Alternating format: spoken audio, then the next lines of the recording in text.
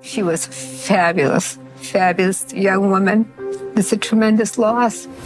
In this case, when your child dies, you die. There's a part of you that will never, ever be resurrected again.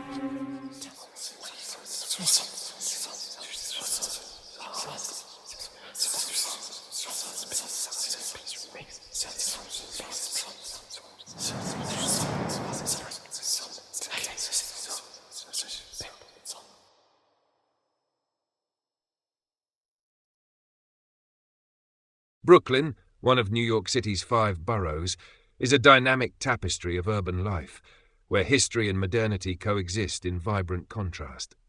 By 2006, Brooklyn had long shed its image as Manhattan's quieter neighbor, transforming into a sprawling, eclectic hub that offered a unique blend of cultures, industries, and communities. The borough's streets pulsed with energy, from the gentrifying brownstone-lined neighborhoods of Park Slope to the bustling, working-class enclaves in areas like East New York and Canarsie. Even amid its renaissance, Brooklyn was a place of dualities. Trendy cafes and boutique shops nestled alongside time-worn dealies and barber shops, each neighborhood retaining its distinct identity while contributing to the borough's collective charm. A melting pot in every sense, Brooklyn's population spanned generations and backgrounds, with voices speaking dozens of languages heard on its streets. Yet, Brooklyn had its shadows. Remote industrial zones and long stretches of urban decay stood as stark reminders of the borough's grittier past.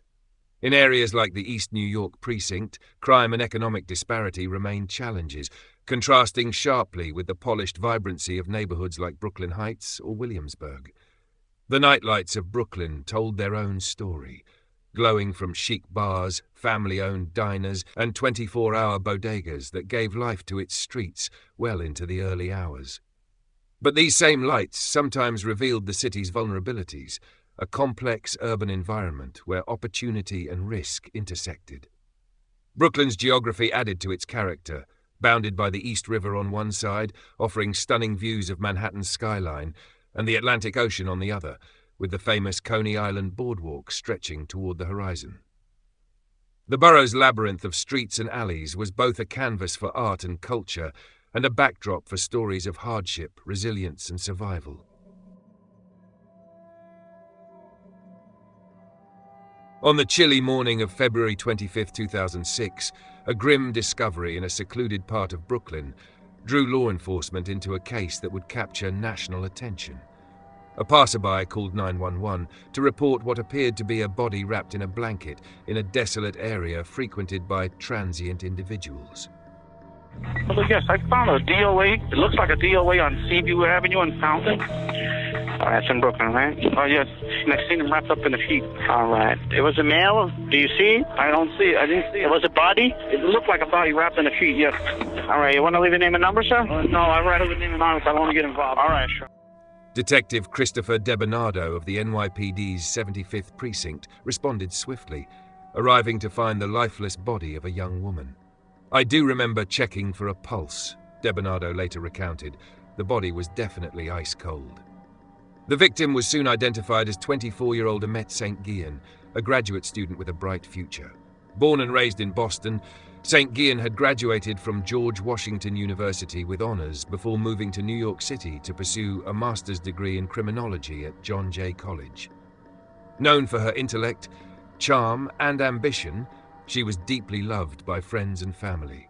Her untimely death cast a shadow of despair over all who knew her. The scene offered a handful of puzzling yet chilling clues. Her hands and feet were bound with zip ties, and her face was wrapped in tape. A snow brush lay nearby, its presence initially seeming incidental, but later proving to be a crucial piece of evidence. The autopsy revealed she had died from asphyxiation. Further examination uncovered fibers from a red carpet on the tape binding her face, a lead that would eventually play a key role in solving the case.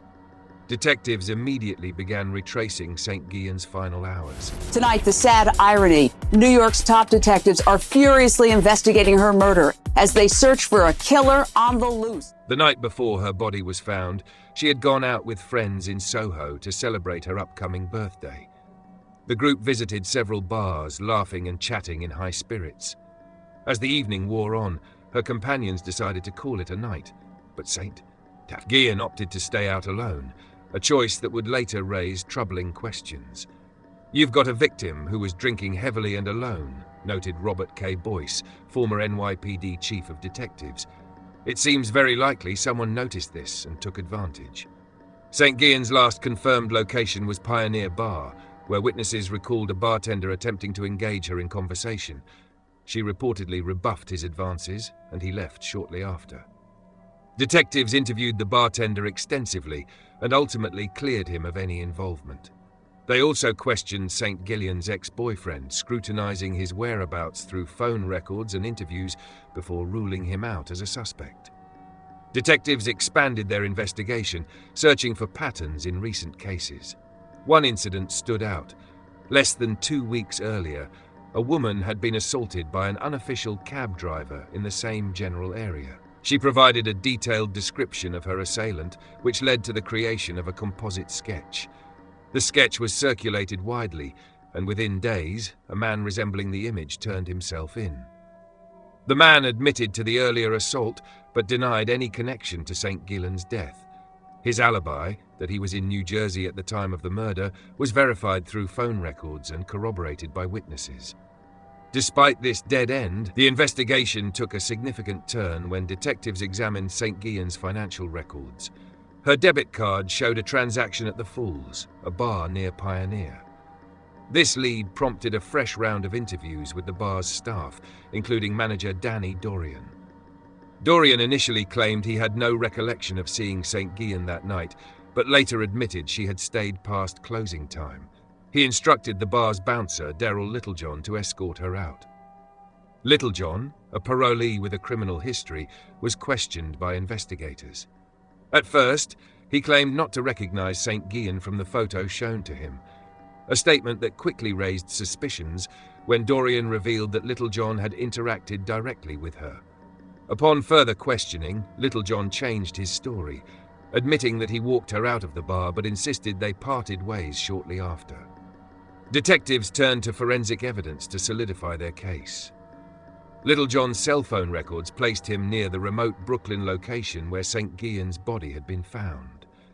A search of his home yielded a crucial piece of evidence: red carpeting that matched the fibers found on the tape wrapped around St. Guillen's face. DNA analysis further tied Littlejohn to the crime scene, with his DNA identified on the bindings used to restrain her and on the snow brush found near her body. Police here in New York now say they've got compelling evidence connecting a barroom bouncer to the murder of this promising young woman who spent her final hours at his bar. They've also tested, I understand, the blanket in which Imette's body was wrapped. What have you learned about those tests? There was semen on the blanket, but unfortunately, the semen on the blanket was somebody else's. As detectives closed in on Littlejohn, another chilling detail emerged. A young woman named Shani Woodard came forward after recognizing Littlejohn's van on the news. She described a harrowing encounter months earlier in which Littlejohn had posed as a law enforcement officer, confined her in his vehicle, and attempted to transport her against her will. Woodard had managed to escape and reported the incident, but it had gone unresolved until now. Evidence from Littlejohn's van corroborated her account, and he was charged with unlawful imprisonment. In 2008, Littlejohn was convicted in Woodard's case and sentenced to 25 years to life. I'm truly sorry what happened to this young lady, but they have the wrong person. A year later, he was found guilty of the murder of Imette St. Guillen. The evidence was irrefutable, and Littlejohn received a life sentence without the possibility of parole. Though suspicions briefly lingered around Dorian due to his family's involvement in the infamous 1986 Preppy murder case, investigators found no evidence linking him to St. Guillen's death. The case became a stark reminder of the dangers faced by vulnerable individuals and the tireless efforts of law enforcement to seek justice. The defense did everything it could to distract and confuse you. Thank you for your ability to come to your decision and, at last, give my daughter justice. Emotionally drained, the mother of Imette St. Guillen thanked jurors for finding defendant Daryl Littlejohn guilty of sexually abusing and killing St. Guillen in February of 2006. As to count one, murder murder in the first degree. What is your verdict? Guilty. A jury of 6 women and 6 men listened to 3 weeks of testimony, including that from witnesses who saw Little John escort St. Guillen out of a Soho bar on the morning she disappeared.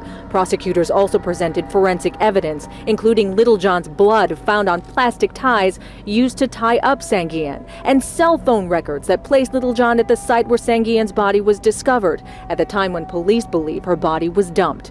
Today, during their first day of deliberations, jurors asked to again see some of that evidence, and after only about 6 hours reviewing the case, found Little John guilty of first-degree murder. I think ultimately the evidence supported it overwhelmingly. I think that the work of the police department in gathering the evidence and the work in the Office of the Chief Medical Examiner in examining that evidence and doing the DNA testing was impressive. It has been a long time waiting for the St. Guillen family. They say they will continue to honor Imette's memory. With Imette's death, all of our lives are forever darker, and they have changed forever.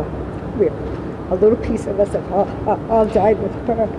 Going forward, we will strive to rekindle her flame and honor Imette by focusing our energies on helping others through the Spirit of Imette Foundation. It is our hope that the lives we touch through this foundation will forever be Imette's living legacy.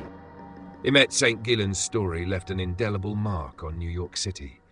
Her tragic death served as a call for vigilance, safety, and accountability in public spaces, ensuring that her memory would never fade.